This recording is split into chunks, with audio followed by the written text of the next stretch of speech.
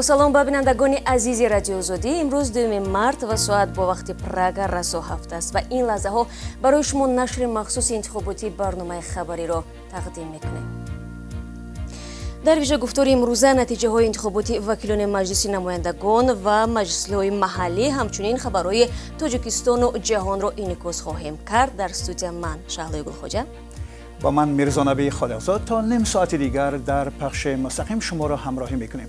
دیروز معرکه سیاسی چگونه گذشت و امروز چه اطلاعی تازه است؟ با ما بیایید تا در جریان باشید.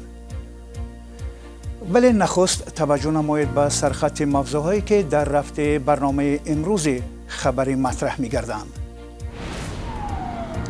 سوختار در دانشگاه تکنولوژی تاجیکستان قسمت زیادی کتاب‌ها بر اثر این حادثه از بین رفتند.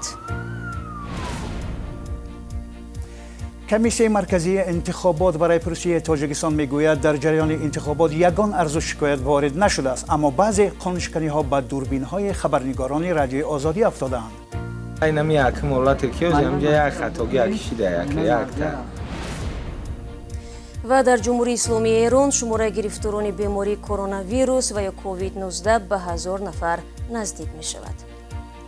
آمار درگذشتگان ناشی از ابتلا به بیماری کووید 19 در کشور 54 مورد گزارش خواهد شد. شروع میکنیم از خبری سوختار. صبح دوشنبه دوم март در دانشگاه تکنولوژی تاجیکستان واقع در محله 46 پایتخت سوختار به عمل آمد. مقامات در صحبت با رادیو آزادی گفتند که سوختار در بنا یا کورپوس رقم 2 این دانشگاه که آنجا کتابخانه نیز جایگیر است سر زده، علنگه آن دیگر بناها را فرا گرفته است. یک دانشجوی این دانشگاه گفت که قسمت زیادی کتاب‌ها بر اثر این حادثه از بین رفتند. یک مسئول کمیته حالتهای فوق‌العاده در جای حادثه به رادیو آزادی گفت آتش سوزی تلفات جانی در پی نداشته است. تا به حال سبب‌های دقیق حادثه معلوم نیست، اما گفته می شود که سوختار بنابر رسیش ناقل‌های برق سر زده است. در پی حادثه مقامات انتظامی محله را پیچانیده دانشجویان را نمیگذارند که وارد دانشگاه شوند. دانشجویان به رادیو آزادی گفتند که در پی این حادثه امروز در دانشگاه تعطیل اعلان شده است. یک مسئول کمیته حالتهای فوق‌العاده تاجیکستان گفت که 18 ماشین آتش نشانی به محل رسیدند و آتش را خاموش کردند. این دومین آتش سوزی در دوشنبه دوام یک هفته اخیر است. صبح پنجشنبه 27 فوریه در بینای مجمع شرقی آزاد معروف به گیژکانی سوختار سر زد. شرقی آزاد مؤسسه دولتی بوده تا به دستگاه ریاست جمهوری تاجیکستان می باشد. خبرنگاران رادیو آزادی به جای حادثه رفتند و تفصیلات بیشتر این سوختار و خسارات از آن را در نشرهای بعدی پیشکش میکنیم. روز یکم مارت در تاجیکستان انتخابات پارلمانی برگزار شد که در آن 7 حزب و از جمله یک حزب مخالف حکومت اشتراک کردند. پیش بینی می شود که حزب حاکمی خلقی دموکراتی زیر رهبری رئیس جمهور امام الرحمن در این انتخابات پیروز خواهد شد.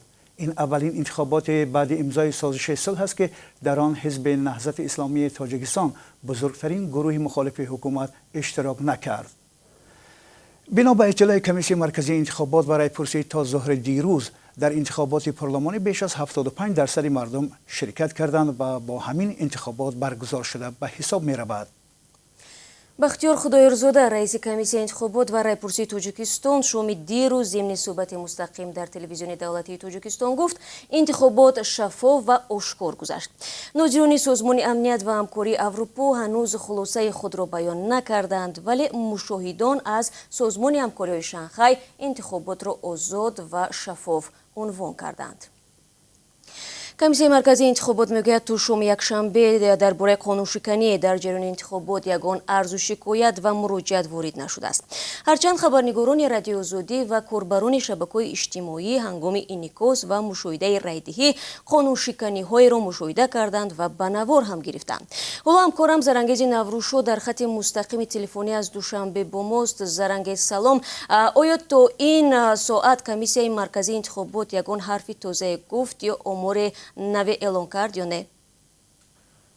بله، شهلا تا این لحظه از کمیسیای مرکزی انتخابات و راعیپورسii تاجیکستان معلومات تازه دسترس نشده است و در رسانه‌های دولتی هم که دیروز چند بار به طور مستقیم آمار و اطلاع را پخش می‌کردند هنوز خبری تازه در این باره نیست. بختیار خدایارزاده رهبر کمیسیون مرکزی انتخابات و راعیپورسii دیروز ساعت 8 شام بعدی به انجام رسیدن رایدهی گفت نتیجه‌های پیشکی انتخابات بعد از ظهر دوم مرت در یک نشست خبری در تالار مرکزی تحقیقات استراتژی اعلان می شود. حالا وقتی دقیق این نشست هم برای خبرنگاران معلوم نیست و ما به صبرانه انتظاریم. اما شهلا رئیس کمیسیای انتخاباتی در صحبت آخرین خود دیروز در پخش مستقیم دایر به حضور مردم در این کارزار سیاسی اطلاع نداد و همچنین تا حال گفته نشده است که در کدام منطقه مردم فعال بودند و در کجا رای دهندگان چندان شرکت فعالانه نداشتند. هرچند از قبل طریق رسانه‌های دولتی خبر داده شده بود که هر 3 ساعت آمار و اطلاع از شرکت رای دهندگان را پیشنهاد می‌کنند. آخرین چنین آمار را کمیسیای مرکزی انتخابات و راعیپورسii تاجیکستان ساعت 3 دیروز اعلان کرد و طور ما هم میدونیم گفت که در انتخابات پارلمانی بیش از 75% مردم شرکت نمودند و انتخابات را برگزار شده اعلان کردند. به گفته مقامات کمیسیه تا ساعت 3 روز در مجموع 3,700,000 نفر در رایدهی شرکت کردند. تشکر زرانگیزی نوروشو بود که مستقیما با ما از دوشنبه صحبت کرد. دوستان عزیز برگزاری لحظه به لحظه انتخابات رو میتوانید در وبسایت رادیو آزادی و آزادی ویدیو کانال ما در یوتیوب پیدا کنید. روند برگزاری انتخابات پارلمانی این دفعه نیز از جانب 108 ناظر خارجی از دفتر نهادهای دموکراتی سازمان امنیت و همکاری اروپا، کمیته اجرایی کشورهای همسود، اسامبله بین پارلمانی اتحاد دولت‌های مشترک و دیگر سازمان‌ها و سفارت‌ها نظارت شد. سازمان امنیت و همکاری اروپا این بار یک هیئت خرد ناظرانش را به تاجیکستان فرستاد. در انتخابات‌های گذشته تاجیکستان شمار ناظران سازمان امنیت و همکاری اروپا و دیگر سازمان‌های غربی به مراتب بیشتر بوده است. مثلا انتخابات پرزیدنتی سال 2013 را در مجموع 165 ناظر کوتاه مدت و دراز مدت این سازمان و 150 ناظر از اتحاد کشورهای مشترک المنافع نظارت کردند.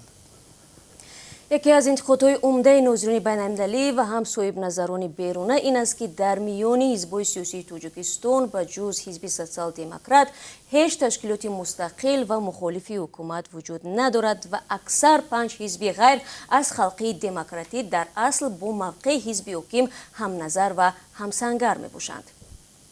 طور بالاتر هم ذکر کرده امروز یکم март аллакай در نیمه روز کمیسیای مرکزی انتخابات و راعیپورسii تاجیکستان انتخابات پارلمانی را برگزار شده اعلان کرد.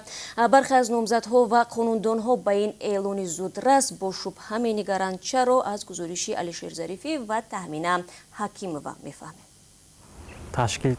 ҳамсари ҳасан ашуров сокини душанбе ҳомила будааст, бинобар ин мехоҳад ба ҷои ӯ рай диҳад. ҳасан номзадҳоро намешиносад ва агар онҳоро медид гуфтаниҳое дошт. номзадҳо меомаданд, мо қатишон маслиҳат мекардем, гапзанон мекардем. ягон чӣ сабаби чӣ нияте доштагиомона гап мезадем. суҳбатҳо аз райдиҳӣ ба ҷои аъзои хонавода дар ҳолест ки беҳзод нуралишоев раиси ҳавзаи интихоботии рақами 31 душанбе мегӯяд қонуншиканиеро дар интихобот надидаанд. имрӯз чиқи шумо шоҳид ҳастем, хоб интихобот бо таърихи шаффоф, озод, демократӣ гузашта истодааст. хоб мардум раи худро ба он номзаде ки дилхоҳ онҳо барои рай дода истоданд.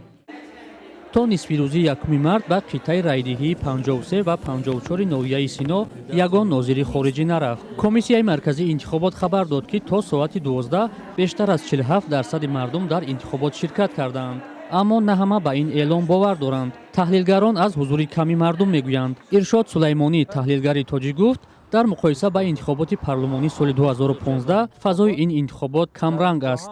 аз интихоботҳои пешин аз интихоботи 2015 بسیار فرق میکنه و فضا بسیار کمرنگ بود و زمانی که من رفتم به حوزه انتخاباتی حضور مردم بسیار کم بود. رایدی از نام خانواده حساب نادرستی رای مردم از قانونشکنی‌هایی است که به گفته ناظران بین‌المللی در همه انتخابات‌های گذشته تاجیکستان وجود داشته است. علیشیر ظریفی، تخمین حکیمova رادیوی آزادی دوشنبه. تشکر از همکاران ما علیشیر و تهمینه. اکنون از پایتخت تاجیکستان به منطقه‌های دیگری آن نظر می‌اندازیم. در ولایت ختلان باشد تا این لحظه ها جنبست آرای 69 حوزه ولایت انجام شده است. قربان علی قربانزاده رئیس کمیسیون انتخاباتی مجلس وکیلان خلقی ولایت ختلان صبح امروز گفت آنها حسابات ها را در اساس پروتکل جنبست دارند و تا هنوز 17 حوزه دیگر باقی مانده است و خلاص. صبح یکشنبه در نقطه‌های رایدهی در بختر مرکز ختلان حضور زیادی آوازیندگان به مشاهده رسید. مقامات گفتند تا نصف روزی بیش از 40% افراد قابل رای آواز دادند. بعد از نصف روزی حوزه ها الکی کم و دم بودند. جریان انتخابات را در مرکز ختلان آرزوی کریم به نوار گرفت و دید که برخی از ساکنان به قوطی از 5 برگ زیاد می‌پرداختند.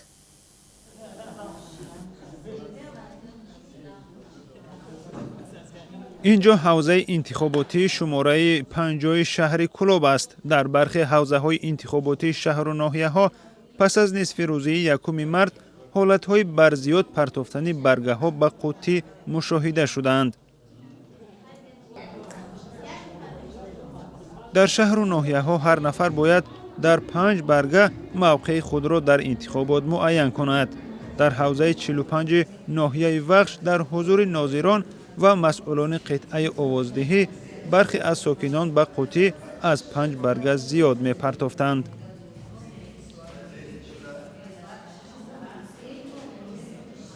برقاتون زیاد بودن که؟ بله ایتن اولاد چند نفر؟ ایتن چند کس؟ ایتن اختان اولادتون؟ برخی ها با 2 دعوتنامه به حوزه رایدهی حاضر شدند. ببخشید 2 دعوتنامه دارن دستشان در اینو؟ نه ایشان نمیدیم یک تا دیم نه ای ماما شد؟ نه خیلی نمی یکم اولاد کیوز همجا یک خطاگی اکشیده یک تا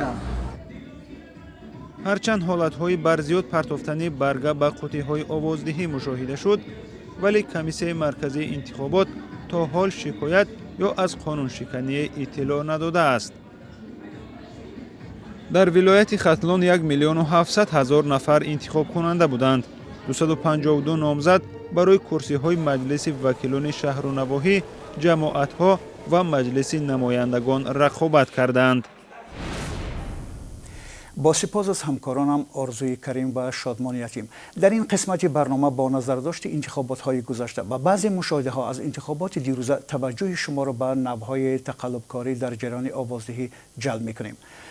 ناظران بین المللی که انتخابات های تاجیکستان را نظارت می‌کنند هر بار از خلافکاری های مشابه گزارش می‌دهند. رایدهی گروهی، ریختن ورقه ها و امثال این. همکارم عبدالله شورف گزارش‌های ناظران بین المللی را که انتخابات تاجیکستان را تا کنون نظارت کردند آموخت و چندی از تقلب‌هایی که معمولاً در انتخابات تاجیکستان رخ می‌دهند در یک مطلب خلاصه کرد که حالا آن را با هم می‌بینیم. از زمان صاحب استقلالی تاجیکستان در سال 1991 5 مراتبه انتخابات پارلمانتی دایر شد. ناظران بین المللی از اصول مشابه تقلب گزارش می دهند که مقامات تکرار به تکرار از آن استفاده می کنند.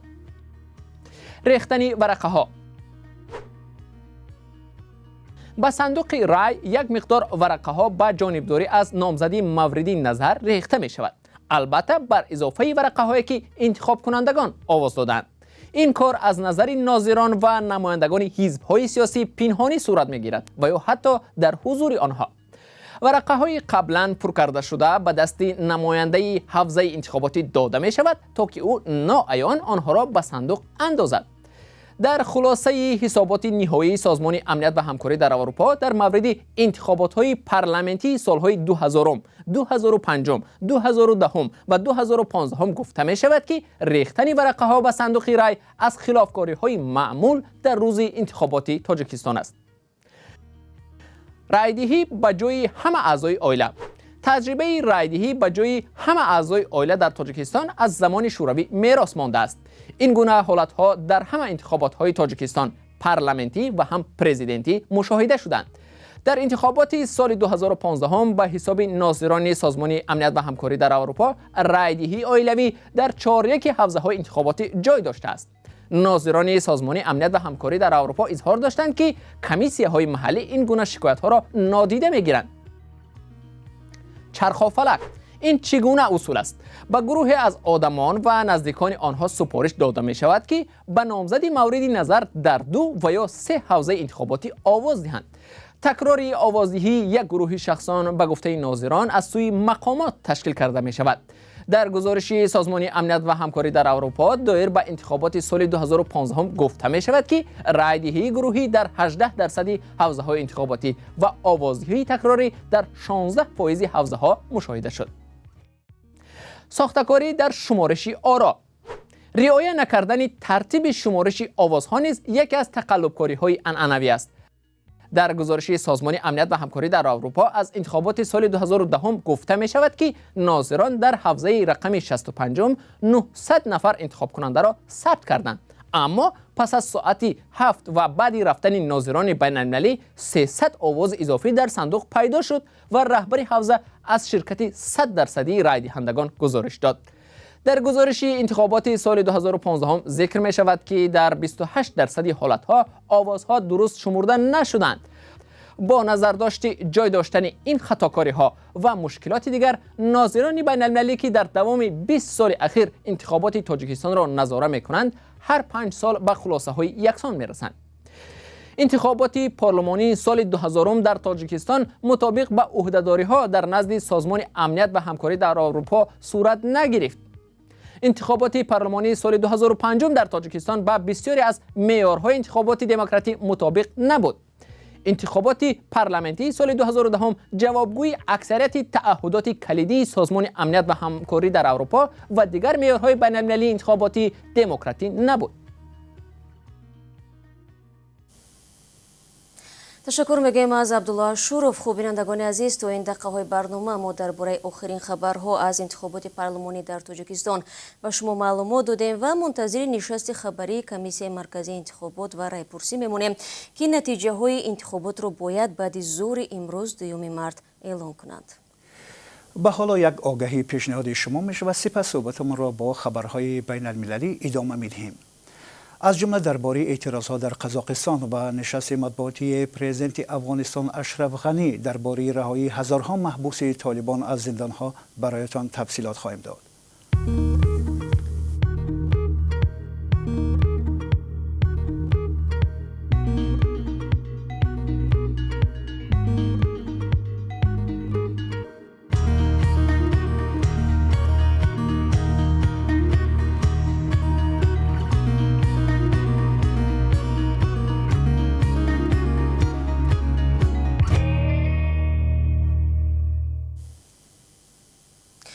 روز якуми март پلیس قزاقستان راهها به مرکز را بسته، دهها اعتراضگر را بازداشت نمود. مخالفین حکومت قزاقستان طلب دارند که مرگ فعال معروف مخالفین تفتیش شود. تشکیل کنندگان اعتراضها همچنان تقاضا داشتند که سابق پرزیدنت این کشور نورسولطان نظربایف از سیاست دور گردد. نظربایف سال گذشته از مقام پرزیدنت برکنار شد، ولی کرسی مهم رئیس شورای امنیت قزاقستان را در اختیار دارد. پلیس راهها به میدان مرکزی پایتخت شهر نورسولطان و دیگر مرکزهای مهم این کشور را بسته بود. در بعضی شهرها اینترنت موبیلی از کار ماند. فعال مخالفین دولت آقادیل 43 ساله 24 فوریه از طرف پلیس بازداشت شده بود.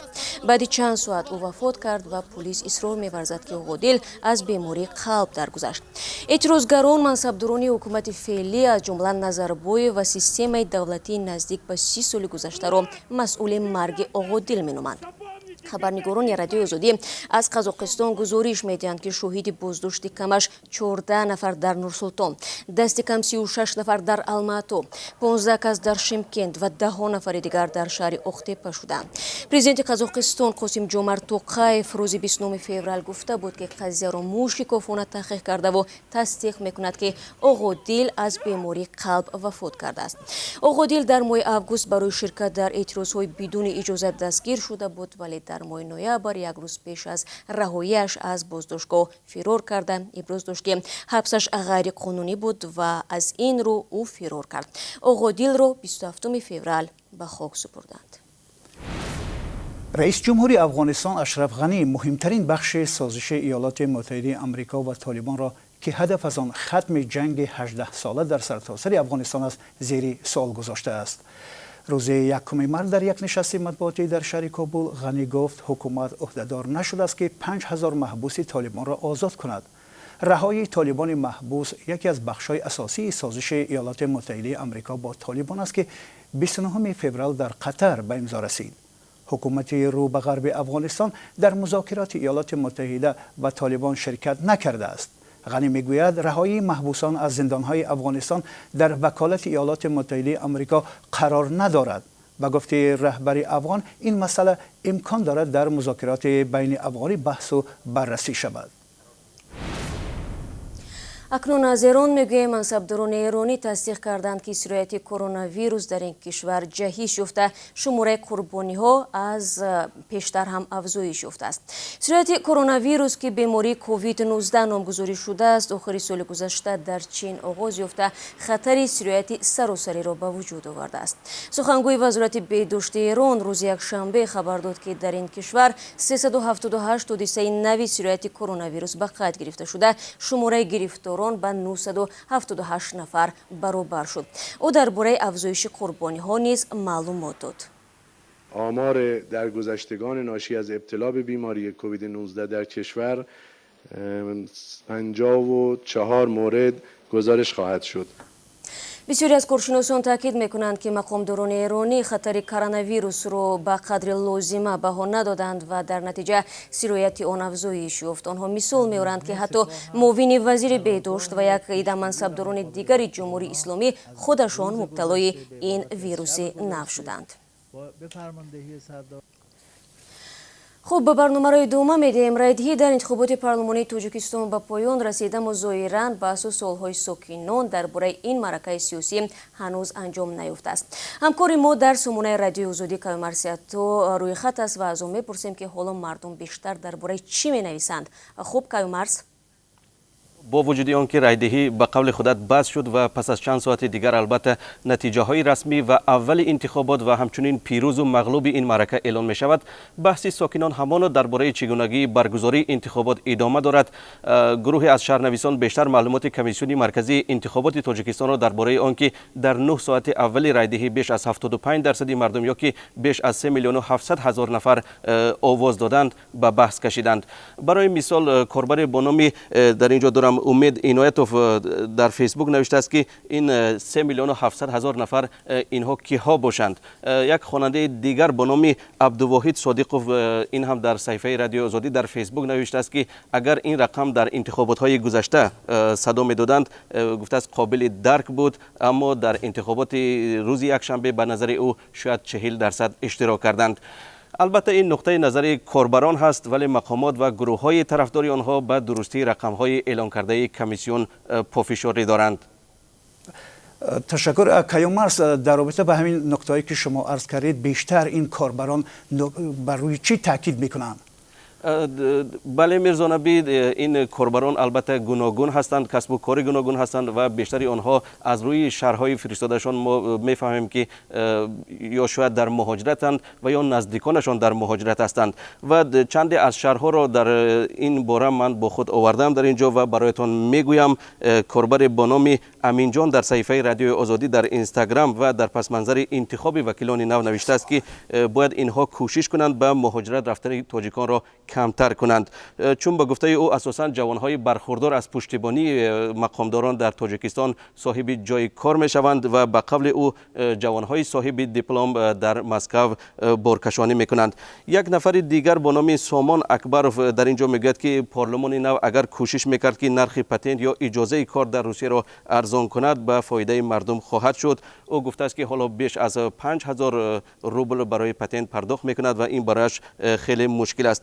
همین طور کاربران و مهاجران بیشتر مسئله سبک شدن کار خود را، سبک شدن زندگی خود را درخواست دارند، اما برخی از آنها گفتند که بعد انتخابات مهاجران و مردم به گوشه فراموشی فرستاده می شوند. برخی دیگر برعکس گفتند که مهاجران در حیات سیاسی اشتراک فعال ندارند و این گناه خودشان هست که به قول آنها به چنین روز رسیدند. میرزا نبی، کیومرس، همونطور که معلوم است ما پیشتر یک آزمون لحظه های انتخاباتی را هم اعلان کرده بودیم.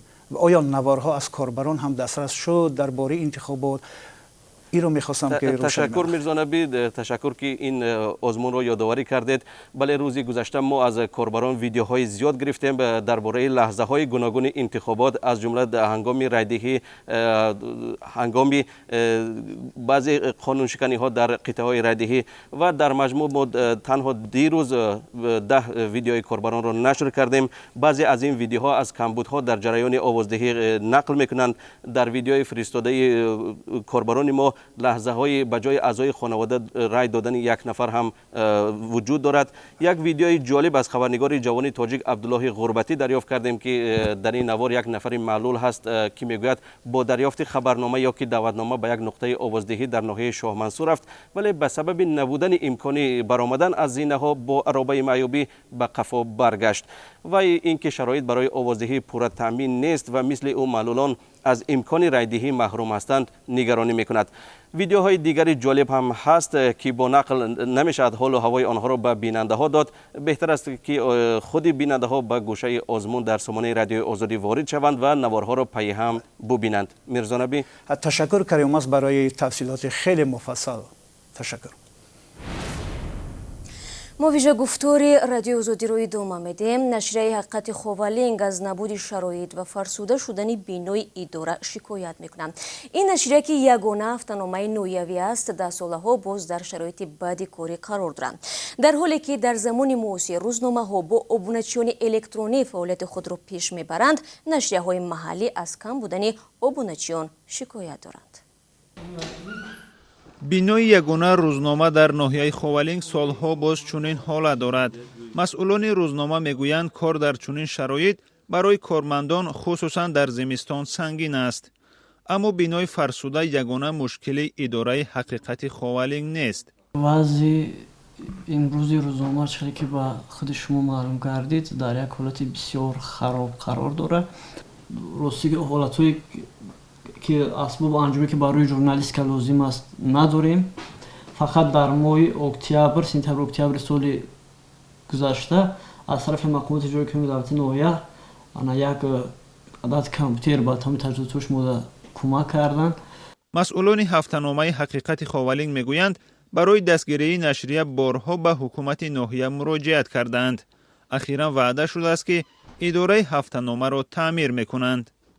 هفته‌نامه حقیقت خوالینگ نشریه حکومت ناحیه خوالینگ است و از سال 1935 نشر می شود. مسئولان حکومت ناحیه هم اعتراف می کنند که 10 سالها باز این اداره در چنین حالت قرار دارد. تصمیم گرفتیم که این بنا رو از تعمیر کپیتالی برآوریم. این 1 سال 2 سال نیست، این 10 سالها شده است و روزنامه بیناش بسیار در حالتی تباه قرار دارد و نقشه آبونه روزنامه 1000 نسخه رو تشکیل میکند که تا امروز با روزنامه ناحیوی زیاده از 700 عدد آبونه شده هستند. اکثر نشریه های ناحیوی مثل حقیقت خوالینگ از شرایط بحران مالی و اطلاعاتی نگرانی میکنند. چند پیش خبرنگاران تخت قباد نشریه حکومت ناحیه قبادیان صحیفه اول روزنامه را با نشان اعتراض خالی چاپ کردند. برخی منتقدان میگویند نشریه های ناحیوی دایم با نشر فرمان و تبلیغ حکومت محلی مشغولند و مواد جالب کم نشر میکنند. سبب کمی ابونچیان را هم به همین ربط میدهند. خبرنگاران میگویند اگر به هفته‌نامه های محلی توجه نشود، شاید در 5 سال اخیر با چنین شرایط بیشتری آنها از بین روند. تشکر از همکاران ما و بینندگان عزیز. باید بگویم که روز یکم مارت چندی از نشریه‌های خارجی با توجه به خبر برگزاری انتخابات پارلمانی تاجیکستان، حال و هوای سیاسی، دورنماهای احتمالی پرزیدنت امامعلی رحمان در قدرت، رویه مردم این کشور و انتظارات از نتیجه‌های انتخابات را نشر کردند. از جمله وبسایت غربی میگوید که انتظار می‌رود اکثر افراد وفادار به پرزیدنت در انتخابات پیروز می‌شوند. وبسایت ABC نیوز مطلب ایجنسی اسوسییتد پرس را نشر کرده گفته است که با وجود تبلیغات و معرکه کمرنگ انتخاباتی، کمیسیون مرکزی انتخاباتی تاجیکستان نصف روزی درباره شرکت 47% رای دهندگان خبر داده است. خب بینندگان عزیز، در اینجا نشر اول ویژه گفتاری انتخاباتی را به پایان میرسانیم. من شعله گلخوجه با میرزا نبی خالقزاد و جمع همکارانمان در این ساعت در پخش مستقیم در خدمت شما بودیم. ما ساعت 1 با وقتی پرگه باز به همین استودیو برمیگردیم تا اینکه نتیجه های انتخابات پارلمانی در تاجیکستان و دیگر اخبار مهم جهان را به سمع شما برسانیم. خداحافظ. تشکر میگیم از یکایک شما عزیزان برای همراهی و امیدواریم که چون همیشه در پخش‌های مستقیم ما را همراهی خواهید کرد، زیرا همه تلاش‌های ما برای اون است که شما در جریان باشید. ما شما را منتظر میشیم. روزتان بخیر.